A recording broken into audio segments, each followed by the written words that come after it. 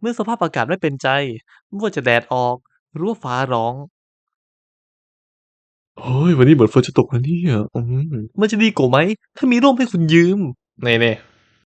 เฮ้ยคุณเป็นใครกันและนี่คือ Raindrop นวัตกรรมตู้ยืมร่มอัตโนมัติที่จะช่วยให้คุณสามารถยืมร่มได้อย่างง่ายดายราวกับยืมเพื่อนของคุณนี่คือตัวอย่างตู้กดร่มของเราโดยที่ตู้กดร่มของเรานั้นจะสามารถรับร่มได้จากด้านล่างและคืนได้จากข้างๆประโยชน์ของมันก็คือ